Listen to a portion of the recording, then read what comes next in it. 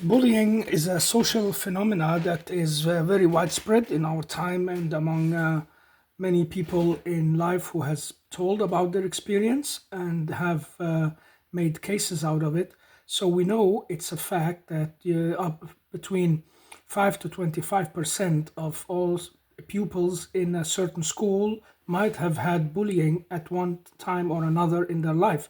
And there is about one quarter of everyone who went to school who would have been really bullied in a very hard fashioned way. And these numbers are different from place to place, country to country, area to area. But the studies in bullying shows that it is a widespread phenomena. This is the point of it, and that there is in every place someone who has experienced it, maybe well knowing or not really aware of what it was they have experienced. And so the knowledge about bullying is important. Even if you have been one who has been bullied and you're listening to this, it will be like a way of putting order in your thoughts and understanding what has been going on. And if you are a person who are working with kids and social institutions and people in groups, then it will be important as well, because bullying is something that just hits the group dynamics mostly. It's because we are many in at one place, and there is a social order, hierarchy, layers, and people who want to distinguish themselves can get a difficult understanding that they cannot do it by hurting or neglecting others. But that's exactly what happens from time to time. The dynamics of the bullying can be very important to pay attention to.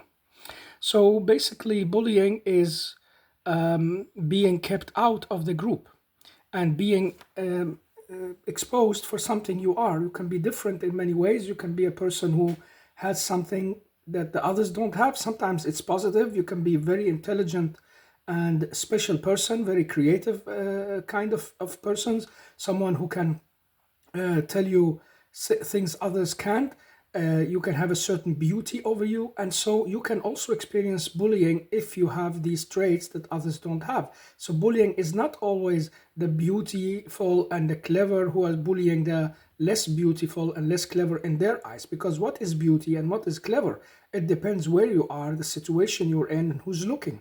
And so beauty can be a big variation, and a lot of girls who have in many eyes seen as beautiful doesn't have the chances that less beautiful girls, according to some standards, they have.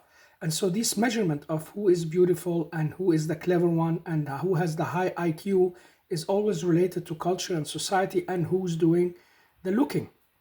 And that's what we have to importantly remember. And so bullying can happen also for people who have a high IQ, a very beautiful look, come from rich families, and maybe be distinguished in some way or another. They can be bullied by the group that doesn't have all these things, and so they gather together against this person who has this talent or this special ability to put them in a very tough situation of being excluded from the group because they do not belong. So bullying is also about belonging and about identification. Who do you identify with? Why is it important for the group to keep bullying someone? And how does that work on that little small group or that band that's gone together?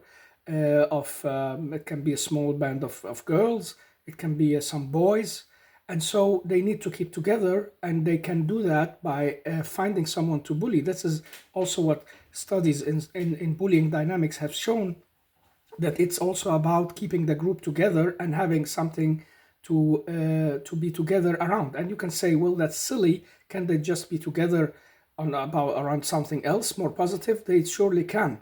But there is something instinctively in the human life that makes bullying just attractive for some kind of people, so they can put themselves above the other and in a way show that they are strong and dominant and can control the field and push that person out.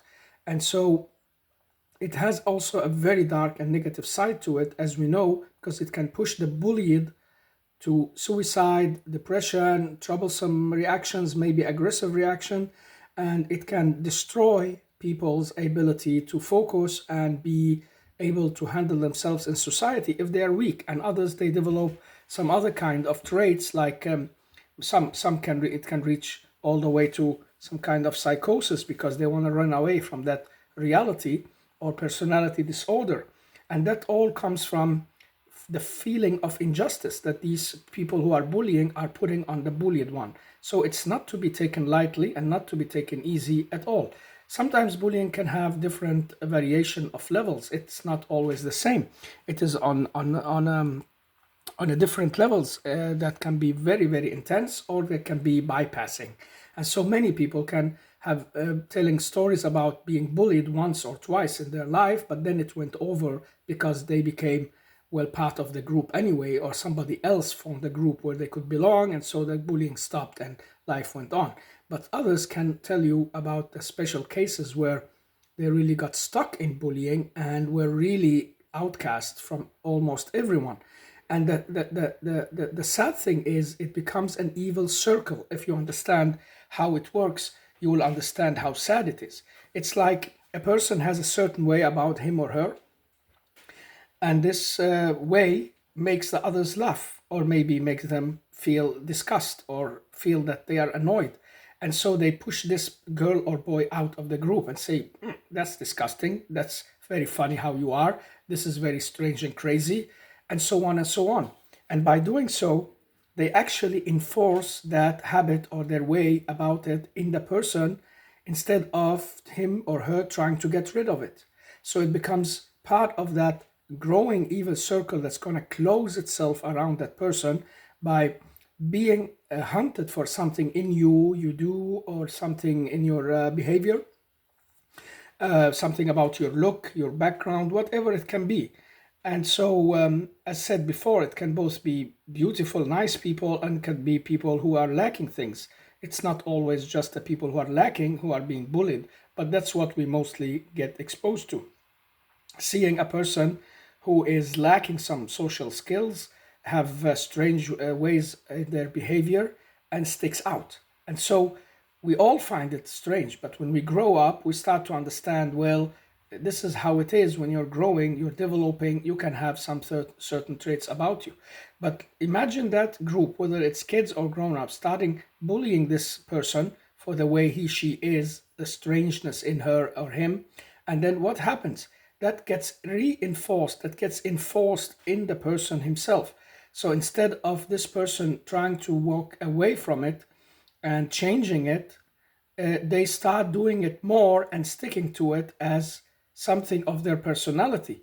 And so it becomes harder not to identify with that, and it becomes harder to stop the bullying on the other side, because that person keeps doing these things, or maybe do it even more, because they just accept and internalize the picture of them from the surroundings. And so their identity becomes a mirror of what everyone else is saying they are.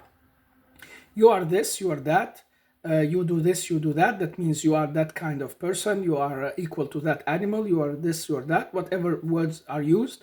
Well, this person starts to identify with that and accept being there. And it's especially hard when you are in your primary growth years, like from 3 to 6 years old.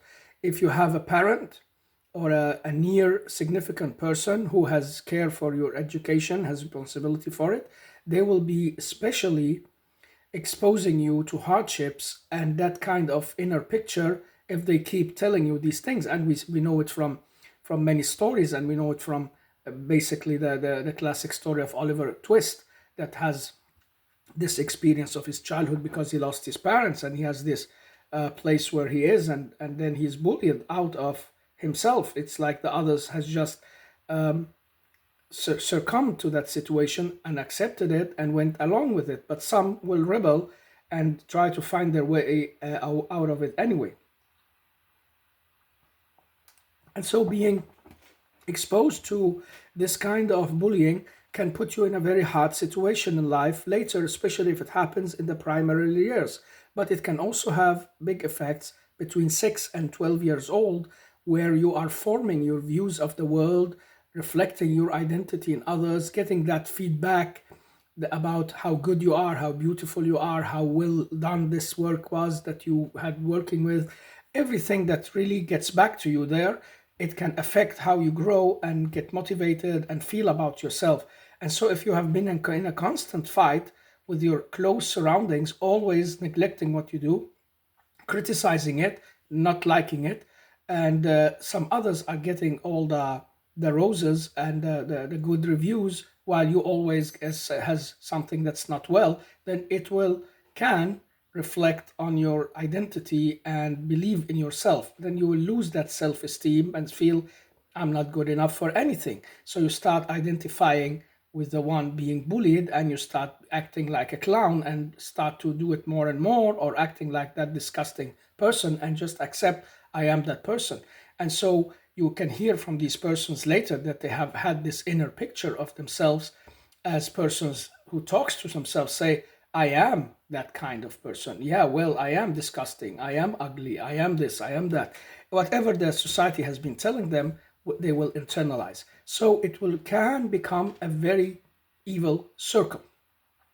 And so the person who gets bullied can basically get in a situation that where they react by mirroring this outside picture. The other thing they could do is become very, this is the weak part. This is the right part here when they become very weak. The second part is where they become internalizing this picture but rejecting it inside them. And because they don't have the power and the means to change it and to do anything about it, they become aggressive. And so they lash out, they go and fight, they maybe try to find themselves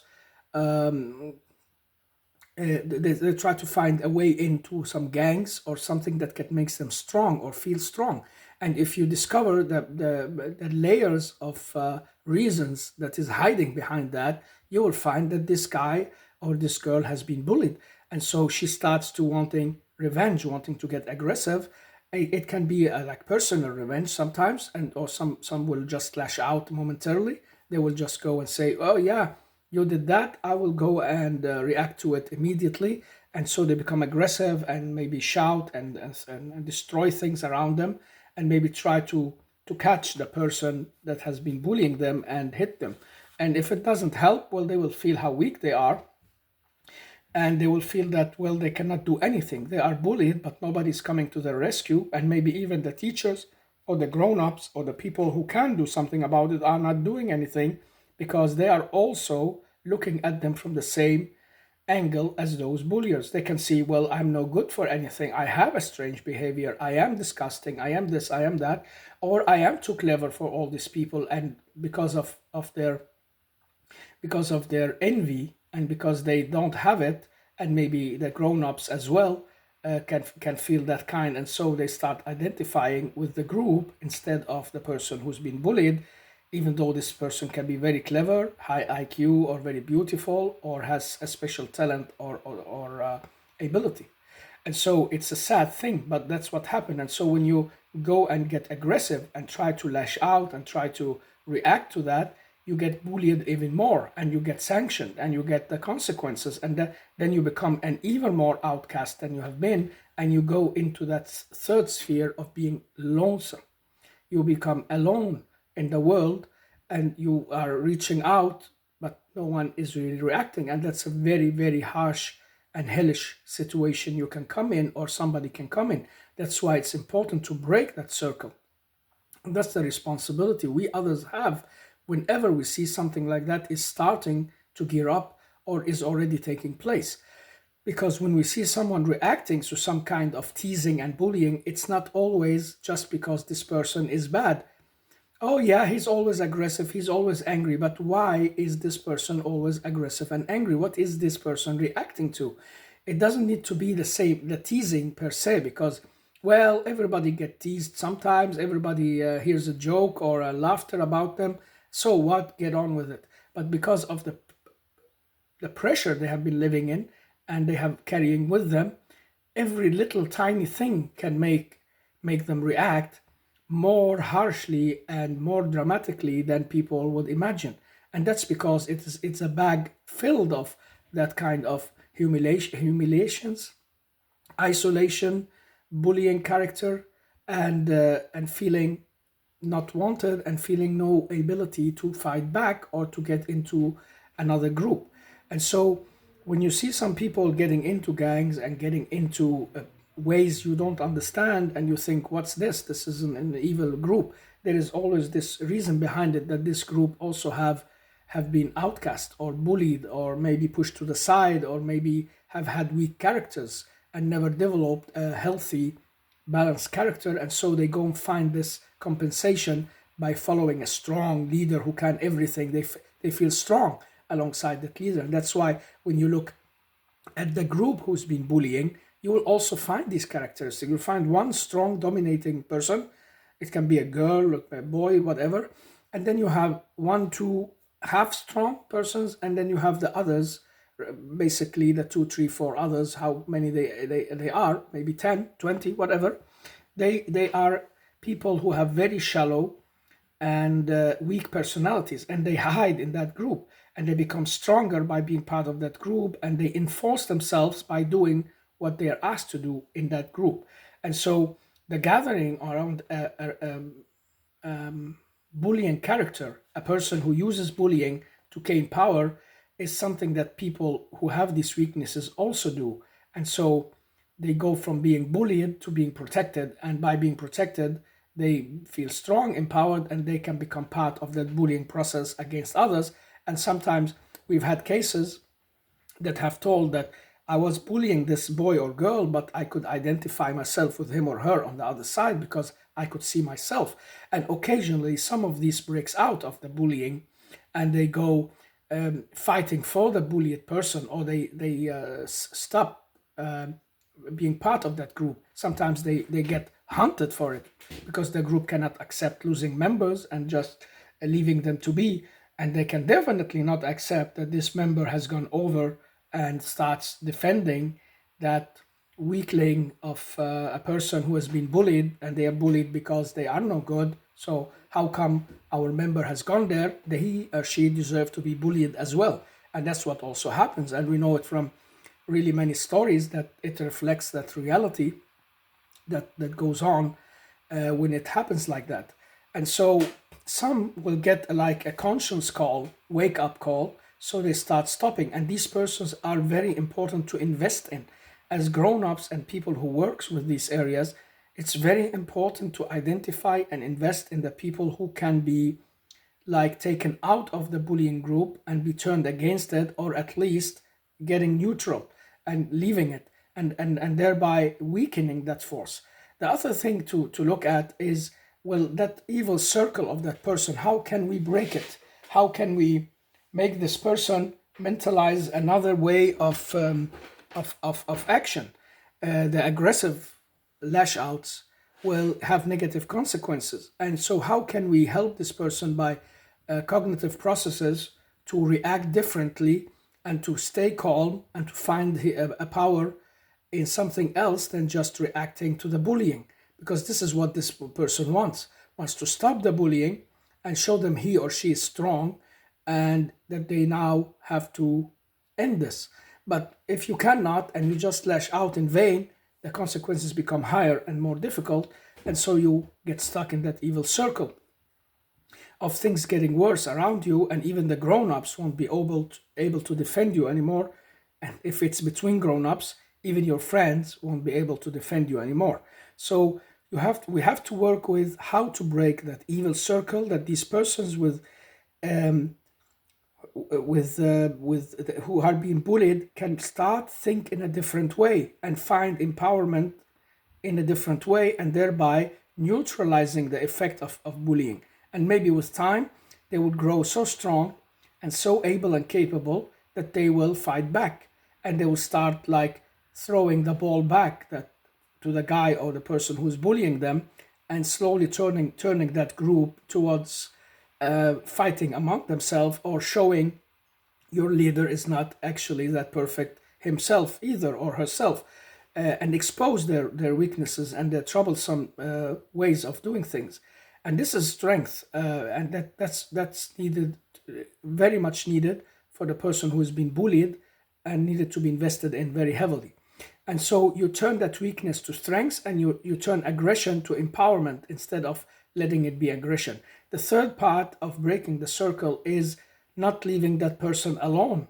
Loneliness can be a great weakness if you don't know how to handle it and go with it in life. And so, by siding up with that person or finding people to side up, maybe in the beginning it's just artificial, but with time it can grow into friendship.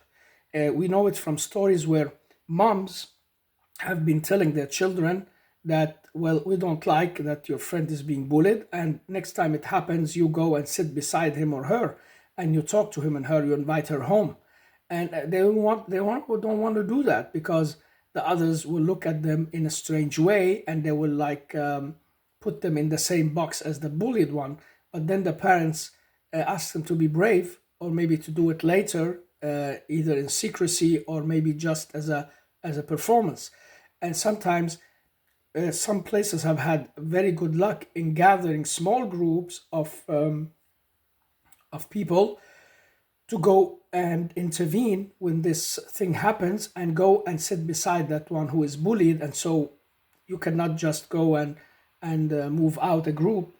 It's easier if it's just one person, but if you have a whole group, empowering that person and giving him or her a sense of friendship, even though it's artificial and they don't want to be friend with this person because of his or her being awkward or different or whatever it is, but it helps a lot breaking that evil circle.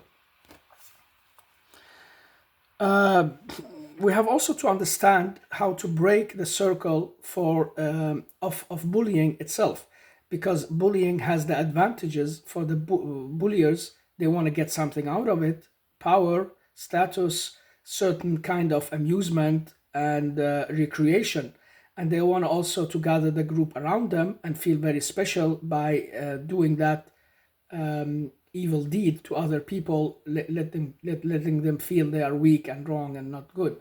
So they have some gains, and if you can turn these gains into consequences, and maybe letting them know and get the help of their parents if they are small, and if they're grown up, well, whatever laws and possibilities there are around in society, it can be in a workplace or whatever, to turn that tide. So the gains become less and less beneficial, and there will be consequences that can be hard or harsh or maybe more troublesome, and thereby like decreasing the level of bullying.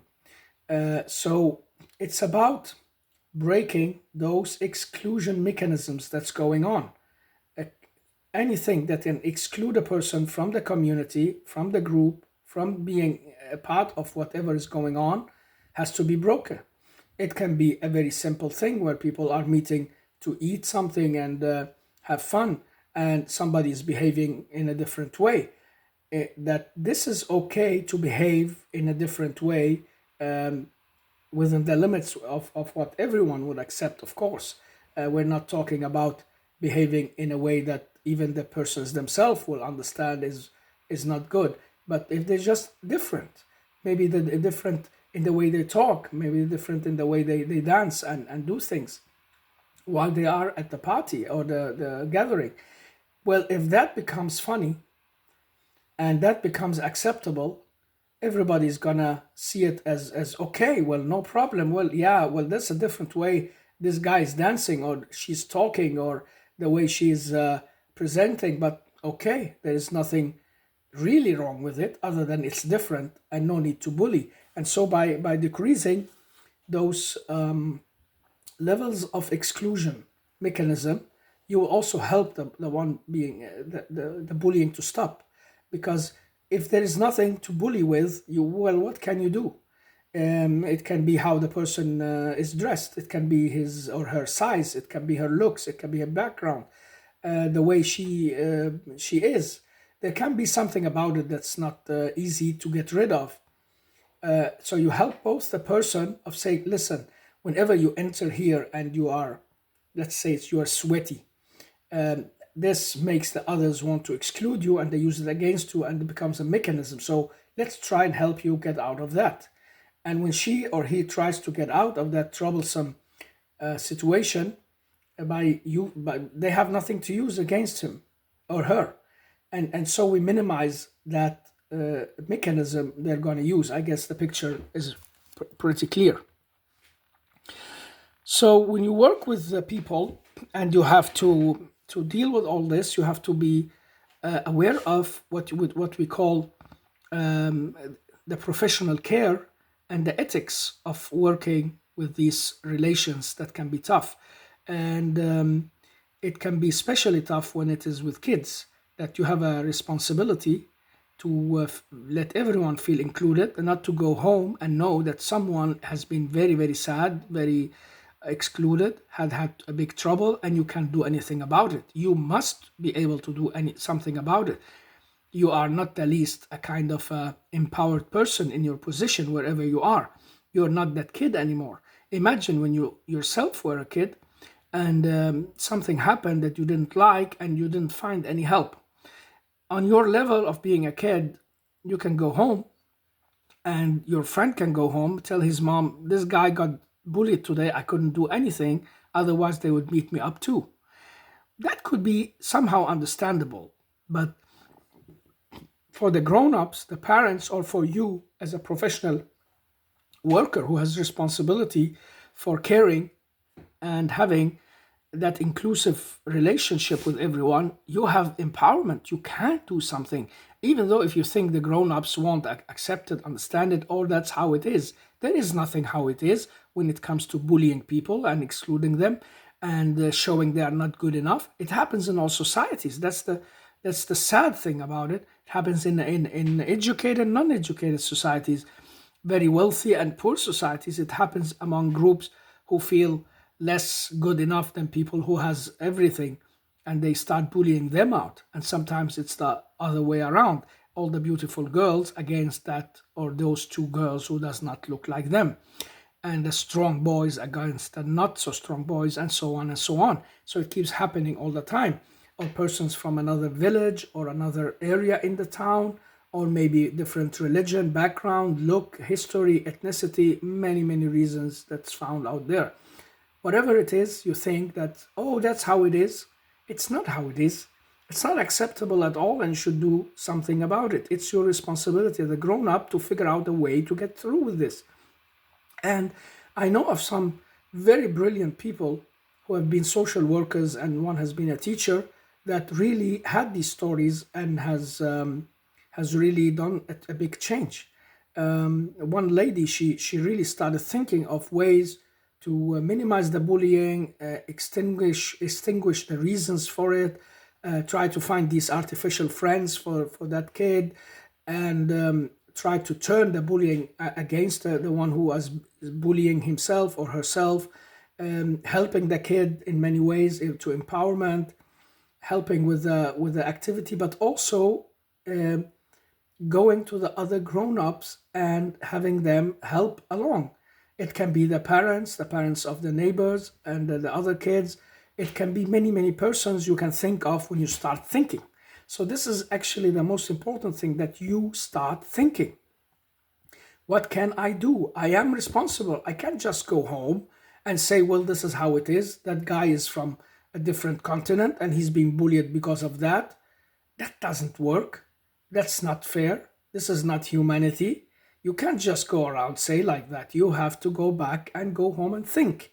What can I do? I am a grown up. I am a professional, and I have empowerment. I can call half the school and gather everybody around. I can go into the office of the one who is in charge. I can go higher up. I can go wider. I can go to the neighborhood. Whatever it takes. Start thinking, man. Thinking of your responsibility and what to do about it. And you will be able to change a lot of things that you thought in the beginning just are natural ways of how things are. They are never how things are when there is a human who is being suppressed or bullied and excluded from the others and the reality of the rest. So your engagement can have a great effect if you go in and do the working and do the thinking on how to solve this.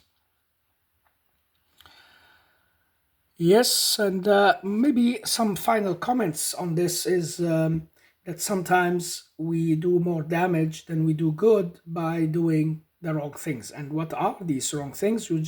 I've just been giving a lot of examples of things to do, but sometimes we do them in a wrong way, or we do things that are wrong and will actually just make the bullying worse. One example that comes to my mind very immediately is the example of the teacher stepping in or the grown up stepping in and taking side with that kid. It helps a little bit, but on the long run, when the teacher is not there anymore and they all are on their way home, well, it becomes, it will just slash back on that kid or whatever. What is it called? That it will actually have a negative effect on that kid that is double as before, because these people will punish even more for getting the help of the teacher than they would have done otherwise. Or they will just wait for the chance when this particular person who helps the kid is not around. So sometimes by going in and taking side with that special kid, you are actually exposing him or her in a way they don't want to or don't like or don't think is proper in the long run. So be careful how you go about helping others getting out of the bullying. Another thing is that when you try to say, okay, let's try and go making a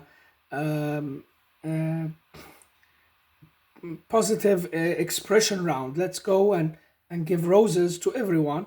And so the people who has many roses or stars or whatever, I've seen it once with a teacher who she wanted to do good for a few kids who were not really liked in the group and never got so many friends. And so she wanted to everyone go around and give stars and beautiful words to the others. And when we came out in the end, or she came out in the end, well, it was visible that these liked the ones that everyone liked and were centrum of everyone's attention, and were the normal ones with the high status and all that, well, they got most of the stars and roses and beautiful words. And those other kids, they got the least. And who would like to stand there with his paper saying, well, 1 star, half star, no star, 1 word, 2 words? It doesn't help. And pressuring people, you must at least say 5 good things about that kid or 10 good things about that kid. Okay. Then they will get back to you and say, it is difficult. I can't figure anything out to say. What do you do then?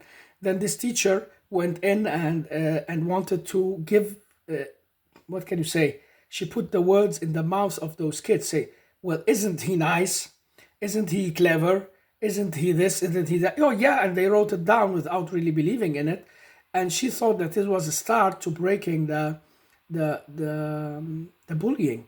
But it's actually very, very artificial and can be doing damage, because on the other side, everyone will be looking and seeing that, well, it's the teacher who made me say these things. You don't deserve them. You're not good enough. I don't like you anyway. Or maybe the others will use it against that bullied kid, say, yeah, without the teacher, you wouldn't have got any star at all because you are so and so and so. And so we grown-ups or the people in charge have sometimes to be careful what ways they go about trying to do that difference for others. And the same goes for moral talks. When a grown up or a responsible stands up in the crowd, social worker, teacher, whatever, and starts talking about to everyone how they should behave, and that some of them are not behaving well against the others. Well, okay, it has an effect. It's not the bad thing in itself, but when this teacher or this person becomes very visible in his or her expression and communication, that she's trying to help someone especially to get accepted, that can lash back on that person, because they know the teacher or the grown up with power is going to try and enforce some kind of liking they don't like, and they will start keep avoiding it. Another a fourth mistake that is very very common and pops up in my mind is the consequences, using punishment as a way of trying to make things go better. And what I mean with punishment is not the same thing I meant when I talked earlier on making it hard for the bullier to get the gains and have consequences. That is needed. I mean in the certain situation, like if you can have a group of pupils going to to the kitchen, working out some kind of meal and food and bread and so on. And this particular kid who's not so welcome is kept outside. Nobody wants to sit beside her, and nobody wants to really work with a group. Then one is forced to do it and say, "Okay, I will do it," to excuse himself or herself in front of the others, so they don't think that he will going to do it voluntarily. And so all the time he or she will be giving that other person the looks, and you don't know anything, and I didn't want to work with you anyway. And so when the teacher pushes a kind of agenda in here, like when they want to sit and eat at the table, and the teacher, why has no one sat beside that boy? And no one wants to, and everyone is trying to change places, so they want to sit on the opposite side of him. It becomes very funny, and they start laughing maybe, and if they don't dare laughing, they will at least like be keeping a distance as much as they can. And then the teacher goes in and wants to put the consequences of this. Say the one who the next one who moves away will be this and that punished, and so one is finally forced to sit beside him, or two or three.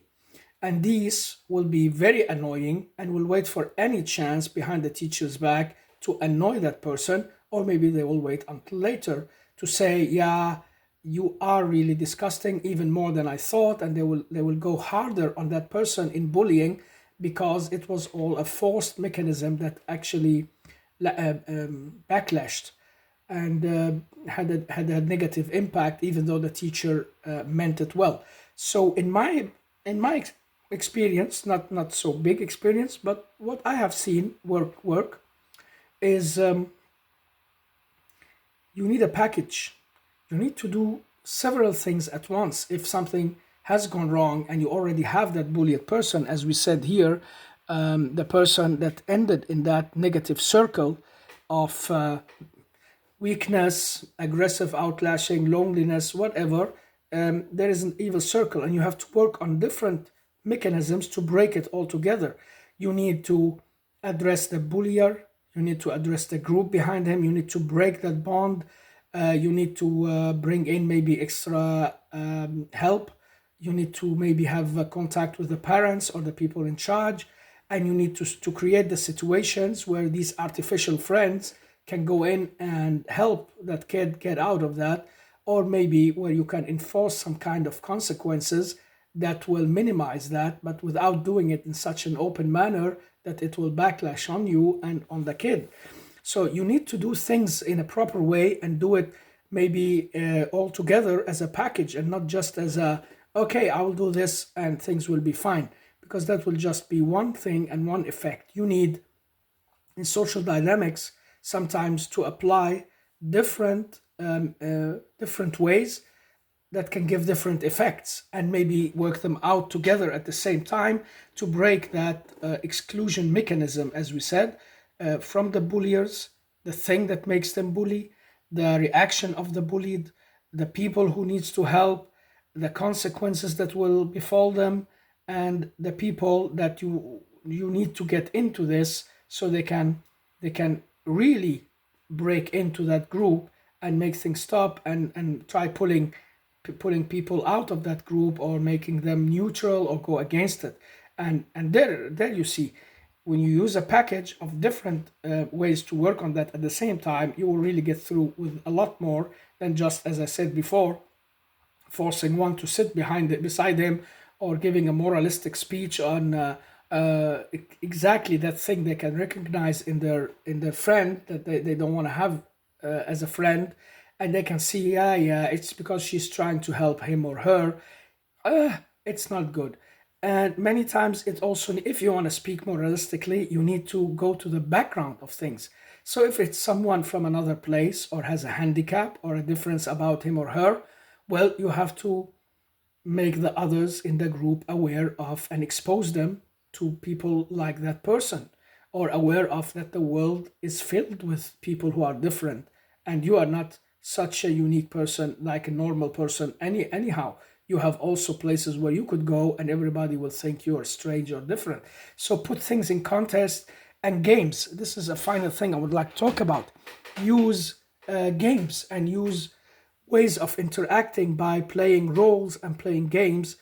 If they cannot accept the person in the game, start playing the games without that bullied person first and make it as if it's a role. Like I have seen one of those I have known. She was very brilliant at this, and she used like ways of doing games that could put the person who is bullying as the one that should be bullied just for fun, she says. Let's just try it out and on something totally different so they don't get suspicious or don't think that it's about the other kid, but just to give them the sense of how it is to be in such a situation where you have something that others really don't like, or you maybe act like you're doing something others don't like, and so you feel the consequences of it in many ways. So games can also help, and also explanations and relate things to the world and how the world is a bigger place and how things actually are going on. So we have some different means to work with, and we can break the circle. We have responsibility for it, and bullying is a strange and evil social mechanism that not always meant as evil. It's not always because these people want to be evil, but per se, it becomes, in consequences, something that hits the other person with a kind of evil feeling. And maybe he will or she will react evilish when she or he can to himself, herself, by being self destructive or by being aggressive and lash out and maybe have sometimes very tragic consequences. It has happened. And so yeah, we are in between, and whenever we find we can do something, we have to do so. This is our responsibility, and I'm very sad every time I think about that. Bullying is going on out there in the world. It shouldn't be there.